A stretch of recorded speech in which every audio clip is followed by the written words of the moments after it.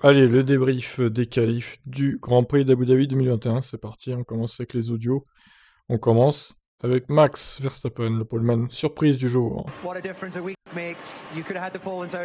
pouviez avoir rêvé de la pole position il y a une semaine à Jeddah, et c'est ici aujourd'hui que vous la décrochez.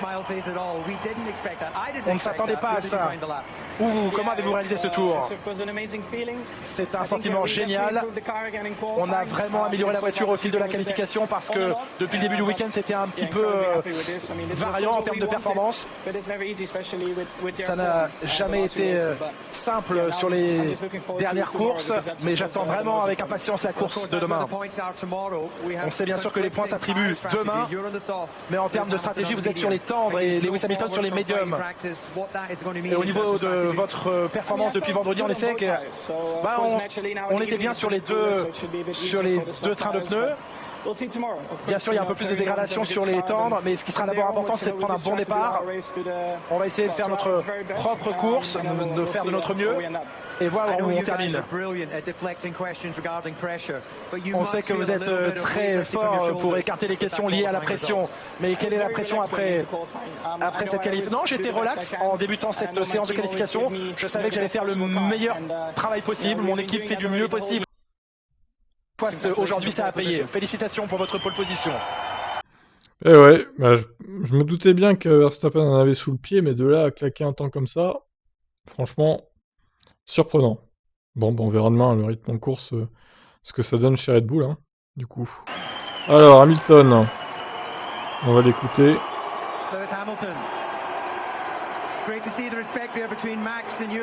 C'est bien de voir le respect entre vous et Max ici. La bataille entre vous continue. C'est lamentable hein, d'ailleurs, ces gens qui le huent là. Je sais pas pourquoi. N'importe quoi. Continuez demain en course. Vous étiez l'homme en forme depuis le début du week-end. Vous vous battiez pour la pole position. Comment s'est passée cette séance? Max a fait un grand tour aujourd'hui. On n'a pas pu battre leur temps au final, mais il y a un public formidable ici. Bon, j'entends quelques personnes huées, mais peu importe, il y a un très bon public ici. Et je ne pouvais pas répondre à son tour. Ça a été un tour fantastique de Max. Mais on a un choix de pneus différent pour demain et je pense que ça devrait nous offrir une bonne course.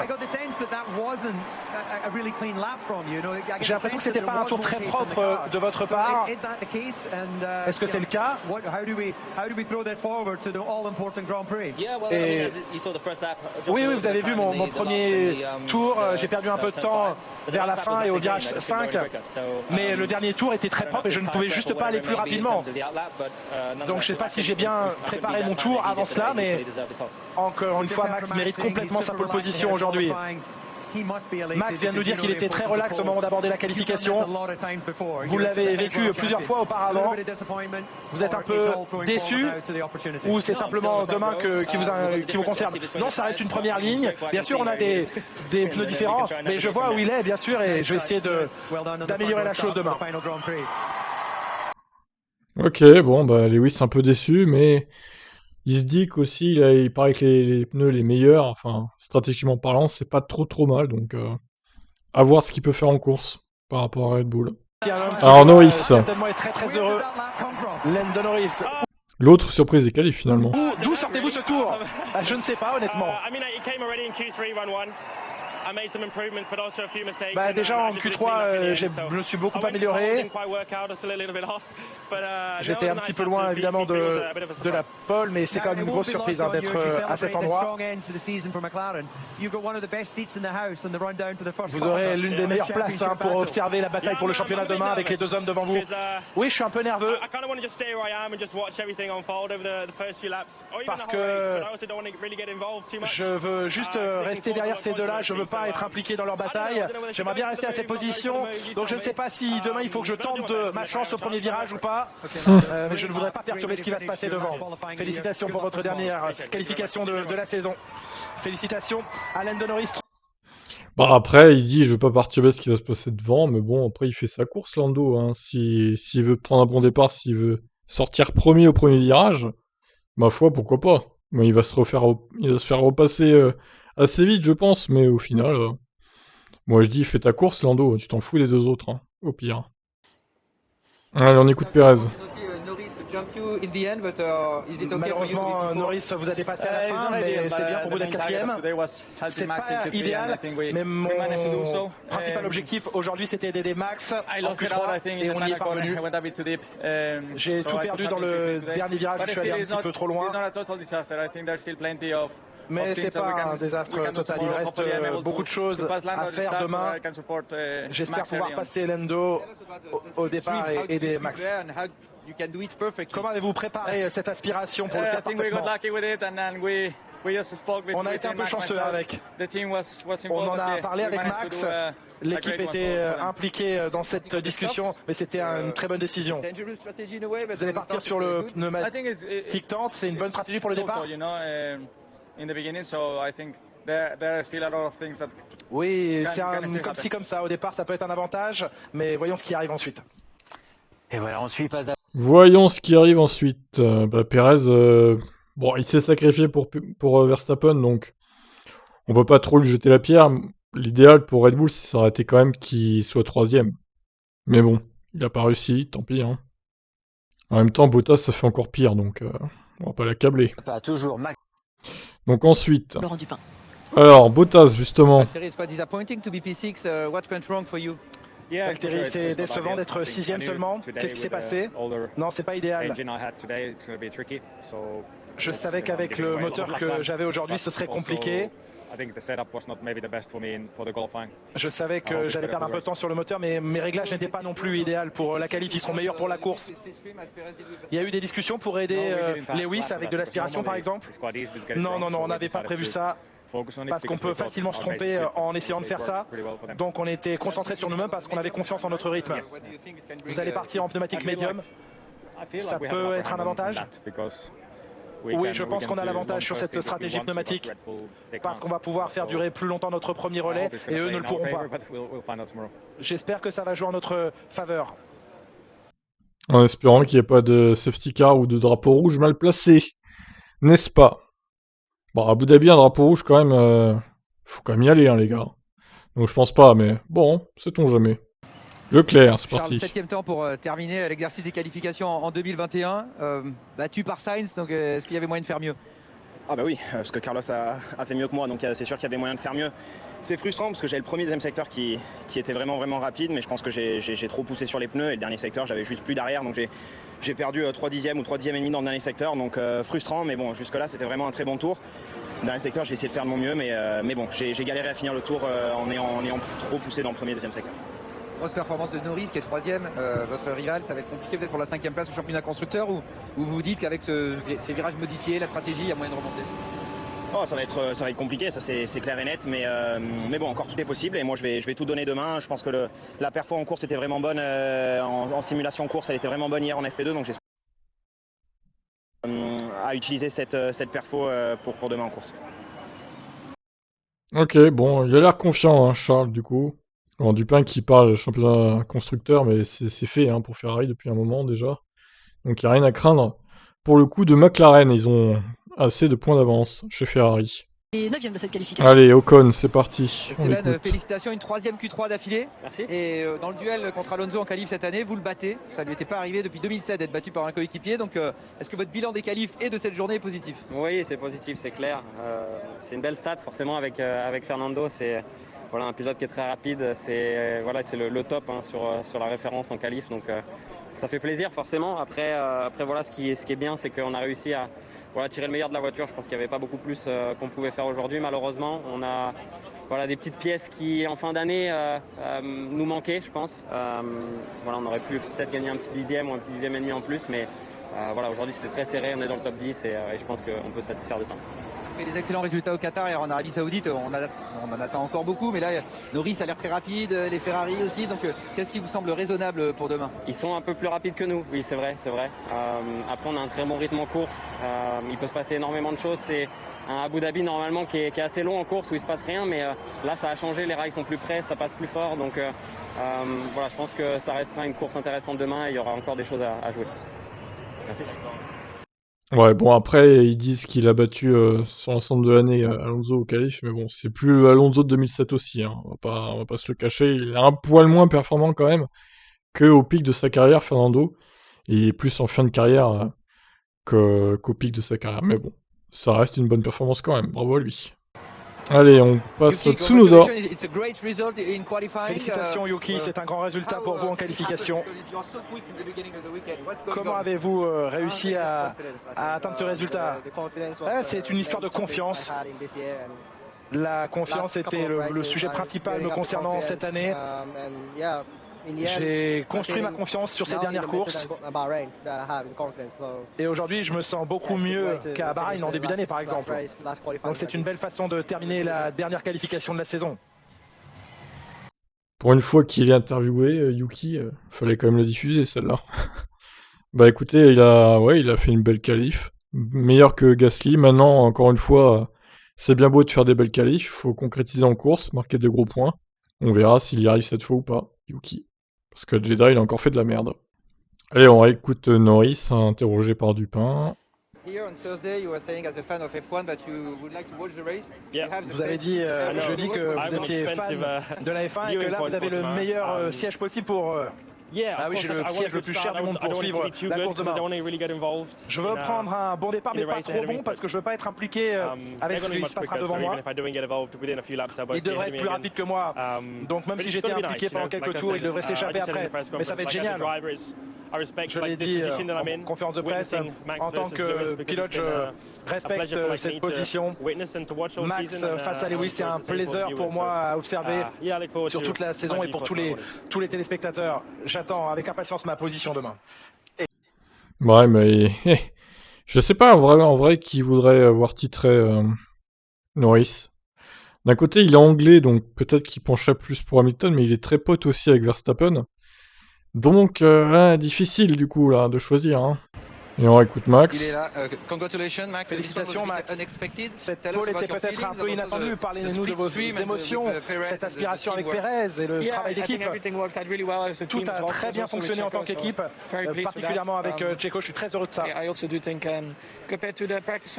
Par rapport aux essais libres, on a amélioré la voiture dans le bon sens. Très heureux globalement. Je ne voyais pas les choses se passer comme ça, mais on espère toujours se battre pour la pole, mais je ne m'attendais pas à être autant devant. On veut tous savoir ce qui va se passer demain. Vous dites on verra demain. Le temps nous le dira. Parlez-nous des pneus, le choix de pneus. Le choix de pneus que vous avez fait était vraiment un choix ou une conséquence? Oui, j'ai bloqué ma roue sur les médiums, donc on a décidé de partir sur le pneu tendre. On verra demain si c'est bon. Sur les longs relais, je me sentais bien avec le pneu tendre vendredi, donc j'espère que ce sera la même chose demain. Allez, on passe aux déclarations écrites. Sainz signe l'une des meilleures qualifs à Abu Dhabi et vise le podium au cas où il y aura du grabuge devant. Oh, Carlos, quand même, tu penses que les deux vont se cracher, là? Alors moi, je pense qu'il y a moins de chances qu'ils se crachent avec Verstappen en pole devant Hamilton. Pour le coup, ça aurait été l'inverse, bon, j'aurais dit, il y a plus de chances. Mais là, bon, je pense pas quand même. Probablement l'une des meilleures séances cette année, surtout après un vendredi aussi difficile. Pour la première fois depuis longtemps, je n'ai pas trouvé un équilibre confortable. J'étais très lent, honnêtement, après 6 ou 7 courses très positives. On a bien su réagir, mais on a tout mis comme on voulait, et on a fait un bon tour quand ça comptait. En Q3, j'ai eu la discipline de ne pas trop attaquer dans les premiers et deuxièmes secteurs, et d'attaquer dans le troisième, pour profiter des grippes des pneus. Il y a eu pas mal de qualifs, surtout dans le dernier tiers de la saison, où je me suis senti capable de tirer le meilleur parti de la voiture. C'est pourquoi j'étais tellement en colère à Jeddah. J'allais très vite, et j'étais trop agressif en Q2 quand ça ne comptait pas. Ici, j'ai pu me rattraper. Nous devons essayer de dépasser Lando demain. Nous voulons rendre les choses difficiles pour McLaren au cas où il y aurait une option pour un podium. Si les choses se passent mal devant, oui, c'est possible, parce que Lando est troisième. S'il arrive quelque chose aux deux premiers, ou à Checo ou à Bottas, vous pouvez même vous retrouver sur un podium. Checo et Bottas, ils sont largués pour l'instant, là, donc ils en sont loin du podium. Allez, on enchaîne avec As. Schumacher inflige une dernière correction à Mazepin. 8 dixièmes. Oh là là. Je suis heureux que nous ayons eu une bonne année dans l'ensemble avec le rythme de qualif, mais aujourd'hui ce n'était pas le meilleur de mon côté. Nous ne savions pas vraiment ce que nous voulions l'un de l'autre, de la voiture et de moi. Ces choses-là arrivent, nous apprenons d'elles, et nous allons revenir en arrière et analyser ce que nous avons fait de différent, et voir comment nous pouvons l'améliorer. Quand nous reviendrons l'année prochaine, et que nous serons en position d'aller plus souvent en Q2, nous n'aurons pas cela. Nous avions une assez bonne voiture pour les qualifs, alors espérons que nous en aurons une encore meilleure pour la course, et que nous pourrons nous battre. Mazepin a déclaré « C'est difficile, mais il y a encore des possibilités de s'en sortir. La course est toujours un défi différent. Elle vous offre des opportunités différentes. de celle des qualifs et je pense que sur ce nouveau tracé, ce sera intéressant. Je suis prêt à courir ce soir, je ne veux pas attendre demain. Ah bah tu vas attendre un petit peu, Nikita, faut dormir maintenant, hein. Faut se reposer un peu, hein. Non mais en vrai, Nikita, là, il se fait démolir par Mick Schumacher, en fait. Donc si l'année prochaine c'est encore le cas, il va peut-être falloir se poser des questions s'il a une place en F1 ou pas, hein, Mazepin, hein. On peut lui laisser, comme à Tsunoda, le bénéfice du doute encore une année supplémentaire, mais si l'année prochaine il progresse pas, va falloir qu'il dégage, hein. Mais bon, il y a papa derrière, donc malheureusement, ça va être dur qu'il dégage, lui, hein. Ça fait chier quand même. Bref, on enchaîne avec Williams. Les Williams, dans un ordre inhabituel, ce samedi à Abu Dhabi. Latifi a battu Russell. Et oui, dernière qualif chez Williams pour Russell, il s'est fait battre. Ça la fout mal, hein.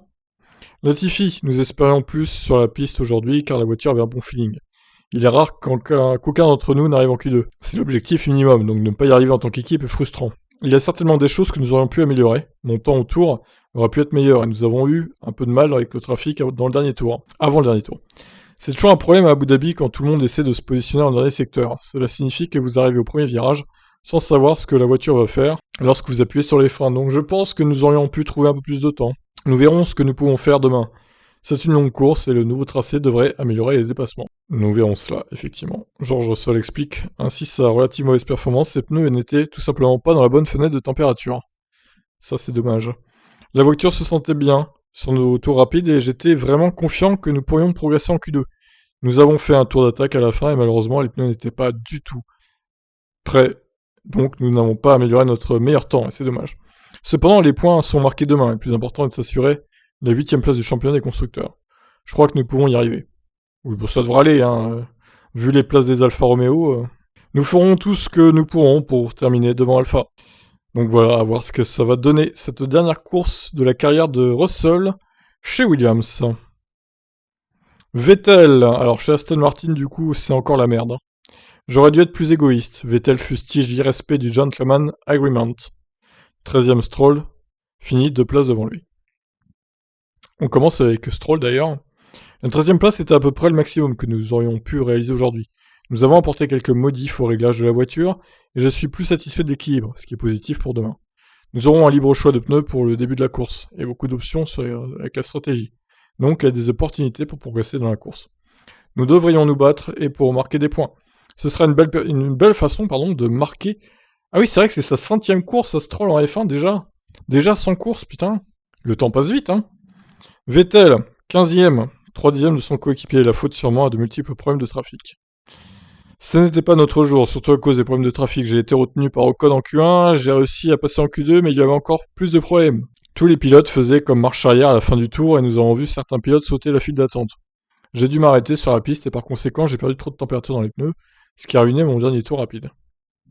J'aurais dû être plus égoïste, car d'autres pilotes ne respectent pas l'accord de rester dans l'ordre initial, avant de commencer leur tour. Nous finisserons tous à la même place, parce que nous essayons de maximiser les séances, mais vous avez les mêmes pilotes qui sautent toujours à la queue. Ben justement, il faudrait légiférer pour plus que ça arrive en fait. Il faudrait bloquer les positions à la sortie des stands. Nous partons donc de la 15ème place et nous espérons pouvoir doubler beaucoup de voitures demain. Notre rythme de course devrait être compétitif. Alors voyons ce que nous pouvons faire. Très bien. Toto Wolff. Lewis sera en colère au départ, moi je suis inquiet. Le rythme de course serait supérieur chez Red Bull. Ah, alors est-ce qu'on blufferait chez Mercedes pour tenter d'endormir la concurrence? Bon. Ou alors est-ce que c'est vraiment le cas? Je sais pas. Il n'y a rien à dire, je pense qu'Hamilton sera en colère et c'est bien motivé pour demain pour chasser Verstappen. Nous sommes sur la défensive et parfois vous devez voir les points positifs. Parfois ce n'est pas mauvais comme position de départ à la 2ème place. Il faut prendre les choses comme elles le sont. C'est 1-0 pour eux aujourd'hui. Ils ont eu les pneus dans la bonne fenêtre parfaite. Lors du dernier run, l'aspiration a fonctionné sans problème et c'est pourquoi ils sont en pôle. Toto Wolff aurait-il échangé la première place contre la 2ème? Ou est-il satisfait de partir en médium, même derrière la Red Bull de Max? Il a dit « Oui, je préférerais partir en médium de la 2ème place ». Toto ne craint-il cependant pas que Lewis se fasse avaler par Norris et Perez au départ, eux aussi entendre, ou de voir la Red Bull s'envoler devant. S'il peut rester en 2ème position, c'est évidemment un avantage. Si vous perdez plus de positions, alors ça devient difficile. Mais c'est une longue course et c'est Hamilton dans la voiture. Nous aurions un léger désavantage au départ, je suppose, les 6-7 premiers tours, s'ils pilotent vite, par rapport à Verstappen, quoi. S'ils gèrent, alors ce n'est pas un grand avantage pour eux, mais nous pouvons prolonger plus longtemps le relais. Nous pourrons aller pour un undercut agressif aussi et essayer de contrôler la position de piste. Donc cette nuit, nous allons faire tourner beaucoup de programmes et d'algorithmes pour voir où cela nous mène. Des simulations quoi. Le vrai souci Toto Wolff, ce n'est pas la pole de Verstappen mais le rythme de course qui semble supérieur du côté de Red Bull. Je suis aussi inquiet pour demain car les longs relais étaient bien meilleurs chez eux, donc du vendredi, mais nos pneus n'étaient tout simplement pas dans la bonne fenêtre, les leurs l'étaient. Évidemment, la performance en long relais c'était bien hier, mais vous ne savez pas si la voiture qui sera plus rapide demain gagnera la course, indépendamment de qui part avec quel pneu. Nous avons juste besoin de construire sur cela et de revenir, et nous espérons arriver en tête demain. Avec l'avantage en vitesse de pointe de Verstappen dû au réglage aérodynamique, doubler sera sans doute difficile pour Mercedes et Hamilton. Sauf si bien sûr, en partant entendre, la Red Bull use bien trop rapidement ses pneus, c'est l'espoir de Wolff. Ils ont mis un petit aileron avant, donc ils auront beaucoup de vitesse en ligne droite. Il n'y a pas de réelle différence avec ça. C'est seulement le décalage de stratégie des pneus qui comptera, car évidemment, vous devez avoir une stratégie totalement différente. Très bien, et bien on verra ça du coup. Alors, Ricciardo est déçu après une Q3 merdique à cause des pneus. Il n'a pas amélioré son temps en gomme neuve. C'est toujours bien d'être en Q3, mais si vous êtes 10ème en Q3, c'est un peu merdique, a déclaré Ricciardo. Ce n'était pas si bon. Ce qui était pas bon, c'était les pneus neufs. Je n'ai pas réussi à progresser, j'ai perdu quelques dixièmes, j'ai fait le même temps qu'en pneus usés, c'était le problème. Je ne sais pas pourquoi c'était le cas, j'espère que l'on sera plus compétitif sur les longs relais. Il compte encore se refaire demain pour bien finir la saison. Surtout après une qualif moyenne, on espère une bonne course, histoire de faire redescendre un peu la colère. J'aurai 55 tours pour le faire, et c'est la dernière course de l'année. J'aurais aimé être un peu plus haut aujourd'hui, mais ce n'est pas la première fois de l'année que ça arrive. J'aurais aimé finir mieux, mais je peux encore changer les choses demain. Très bien, bah écoutez, on lui souhaite le meilleur évidemment. Giovinazzi se qualifie bien pour sa dernière, Raikkonen moins. Oui, bah Raikkonen, c'est la pire qualif de sa carrière limite. Hein. J'exagère un peu, mais c'est pas loin.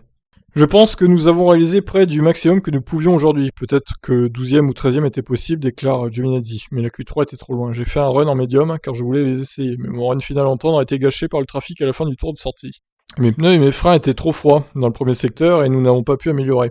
Ça a été un peu comme ça toute la saison avec le trafic, mais bon, c'est comme ça. Nous pouvons encore faire une bonne course à partir de la 14ème place, avec un bon premier tour et une bonne stratégie. Nous verrons ce que nous pouvons faire à partir de là. Je veux profiter de cette dernière course de la saison et obtenir un bon résultat pour dire au revoir à l'équipe. Kimi s'élancera 18ème pour sa dernière course en F1 et regrette une erreur dans son tour rapide. J'étais sur un assez bon tour lors de mon dernier run de Q1. Le temps semblait bon, mais j'ai fait un travers dans le virage 13. C'est dommage car la voiture me donnait un bon feeling. Demain est un autre jour, nous partons loin derrière, mais nous allons essayer de faire la meilleure course possible et de ramener un bon résultat. Frédéric Vasseur, directeur de l'équipe, est à la fois satisfait et frustré. Les sentiments sont très mitigés après les qualifs d'aujourd'hui. Antonio a probablement obtenu un résultat proche du potentiel maximum de la voiture, et reflétant largement où nous étions tout au long des essais. Malheureusement, Kimi allait réaliser un temps très rapide dans son run en Q1 et probablement le 5ème ou 6ème temps. Mais tout l'avantage est parti dans le secteur 3. Genre, il aurait fait une si bonne place. J'y crois pas trop, hein. C'est décevant car nous aurions pu avoir nos deux voitures en Q2 lors d'une journée où les écarts étaient vraiment très faibles. Néanmoins, nous pouvons nous consoler avec un rythme correct, qui devrait nous donner une chance de nous battre demain. L'objectif reste le même, terminer la saison en beauté. Ouais, bon, c'est pas très bien engagé quand même, hein, pour Alpha. Alors du coup, les convocations FIA, ça a donné quoi? Ocon échappe à une pénalité, Alpine écope d'une lourde amende. Alors, voyons ce qui s'est passé exactement. La FIA a convoqué plusieurs pilotes après le chaos en piste lors des qualifs du Grand Prix d'Abu Dhabi. Sébastien Vettel était convoqué pour avoir été gêné par Ocon et pour avoir gêné Gasly. Les deux Français étaient convoqués pour les mêmes raisons afin de pouvoir donner leur point de vue. Ricciardo et Fernando Alonso sont également passés chez les commissaires, l'Australien étant accusé d'avoir bloqué le pilote Alpine qui n'était pas heureux après la séance. C'en est pris la direction de course, on l'a vu tout à l'heure. Ocon a été innocenté par la direction de course, mais Alpine écope de 10 000 € d'amende. Ouais, bah alors les amendes, je pense que les concurrents ils s'en foutent en fait. 10 000 €, c'est quoi? C'est 10 € pour eux quoi en fait. Même pas quoi, 1 euro. Le pilote de la voiture 31 a déclaré qu'il avait reçu un avertissement indiquant que la voiture 5 était 2,5 secondes derrière, entre les virages 15 et 16. Cependant, en raison de la configuration de la piste, il n'avait aucune visibilité sur la voiture 5 jusqu'au virage 16. Il n'avait donc pas le temps de réagir. La plupart des voitures ont fait des tours de chauffe très lents. Ceci, combiné avec le désir de tous les pilotes de creuser un écart avec la voiture qui les précède lorsqu'ils entament un tour rapide, résulte en des situations où une voiture peut avoir un impact sur une autre voiture faisant un tour rapide. Les commissaires ont déterminé que le pilote Ocon n'aurait pas pu faire grand-chose pour éviter de bloquer la voiture de Vettel, mais il note que l'équipe aurait pu faire plus pour l'avertir plutôt de l'approche de la voiture de Vettel. Vettel a été blanchi par les commissaires de course qui ont jugé que l'Allemand n'avait aucunement gêné Gasly. Il y avait certainement de l'air sale créé par Vettel qui a eu un impact sur la voiture de Gasly, mais les commissaires ont déterminé que ce n'était pas un blocage inutile. Ok. Quant à Ricciardo, il a été innocenté lui aussi, car considéré comme étant victime d'autres actions qui ont eu lieu en piste devant lui. Les commissaires notent que la voiture 14 avait 41 secondes de retard sur la voiture 3 à la sortie du virage 14. Cependant, la voiture 3 faisait partie d'une chaîne de voitures rattrapées à la suite de la présence de 2 drapeaux jaunes au virage 14. Par conséquent, la voiture 14 a rapidement comblé son retard sur la voiture 3 et l'a rattrapée au virage 16. Les commissaires ont déterminé que le pilote de la voiture 3 n'aurait pas pu faire grand-chose, voire rien, pour éviter de percuter la voiture 14. Ok, bon, ben voilà, hein, du coup, tout le monde est à peu près innocenté en fait. C'est ce qu'il faut retenir, à part une amende, on va dire, moyennement salée pour Alpine. Bon alors Pirelli, on va le voir après, au pire on va finir avec Gasly quand même. Il manque d'appui aéro depuis le début du week-end. Le Français s'est qualifié 12ème à Abu Dhabi. Depuis le début du week-end, j'ai un manque d'appui aérodynamique sur la voiture, on n'arrive pas à comprendre pourquoi, ça a été compliqué pendant toutes les séances d'essai libre avant le qualif.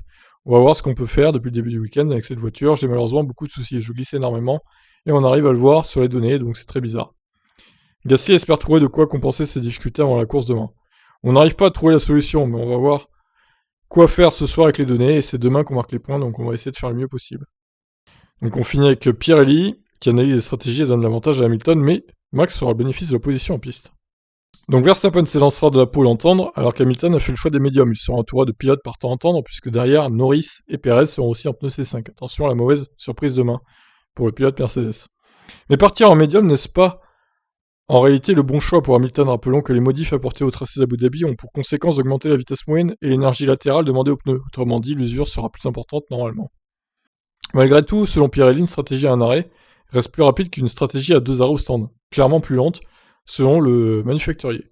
Le choix de partir en tendre pourrait donc être plus problématique que l'an dernier. Toutefois, en cas d'apparition d'une voiture de sécurité précoce, la stratégie à 2 arrêts au stand pourrait jouer un rôle selon Pirelli. Ouais, bon, safety car à Abu Dhabi, bon, je suis pas sûr quand même qu'il y en ait beaucoup. C'est déjà arrivé, mais c'est rare quand même. Dans ce cas, utiliser une stratégie en tendre médium dur pourrait valoir le coup. Sans SC, faire un seul arrêt en partant des tendres, stratégie tendre dur, est tout à fait possible selon Pirelli. Les stratégies seraient aussi rapides l'une que l'autre, avec toutefois un petit avantage pour la stratégie médium dur. Mais bien sûr, il faudrait plus de gestion en partant en tendre, tandis que la stratégie en médium donne plus de flexibilité pour la fenêtre d'arrêt au stand. C'est ça. Est-ce si important toutefois sur une piste où la position en piste est cruciale? Si Verstappen conserve bien l'avantage, comme cela est prévisible sur le papier, au départ avec les tendres, il aura l'avantage d'avoir l'air libre devant lui sans devoir suivre personne. Cela signifie qu'il pourra maintenir une charge constante dans les pneus et réduire la surchauffe. Mais si Lewis Hamilton passe Verstappen au départ, ce sera la catastrophe pour Red Bull ou presque. Oui non, ça n'arrivera pas, je vois pas comment Hamilton pourrait passer Verstappen. Bon, c'est vrai qu'à Jeddah, il avait réussi à le passer en partant deuxième, mais bon, là, c'est pas le même circuit quand même. Bon bref, Mario Isola, il est bien gentil, mais bon, je vais passer. Donc pour finir, la grille de départ de cette dernière qualif de la saison quand même, il faut le signaler. Verstappen 2209 devant Lewis Hamilton 22.480, Norris relégué à plus de 8 dixièmes de Max quand même. C'est beaucoup sur un circuit comme ça. Perez alors Perez il partira juste derrière Hamilton sur la grille du coup, vu qu'il part du même côté que Lewis. Et Norris partira du même côté que Verstappen, donc il partira derrière lui. Sainz 5ème, Bottas c'est vraiment là, franchement lui, carton rouge quoi. Pris en sandwich entre les deux Ferrari. Tsunoda donc 8ème, Ocon 9, Ricciardo 10, Alonso 11, Gasly 12ème devant Stroll, Giovinazzi, Vettel, Latifi, Russell, Raikkonen, Mick Schumacher et Mazepin. Voilà donc pour ces qualifs surprenantes. Alors, à quoi s'attendre demain? A priori, il n'y aura pas de crash au départ, parce que, bon, là, Hamilton a des pneus qui adhèrent moins. Verstappen étant tendre, il part en plus premier, donc je vois pas comment il pourrait se crasher au départ. À moins que ça provienne d'Hamilton cette fois. Mais il y a quand même peu de chance. Maintenant, voilà, la stratégie va être intéressante, je pense. Ça va jouer aussi sur ça. Et j'ai envie de dire, rien n'est perdu pour Lewis, même si sur le papier, c'est un peu moins bien engagé. Mais bon, attention, avec les circonstances de course et tout, Tout peut très vite basculer, comme on a vu à Jeddah d'ailleurs. Voilà pour ces débriefs des qualifs, je vous laisse et je vous dis à demain. Belle fin de soirée à vous. Ciao ciao.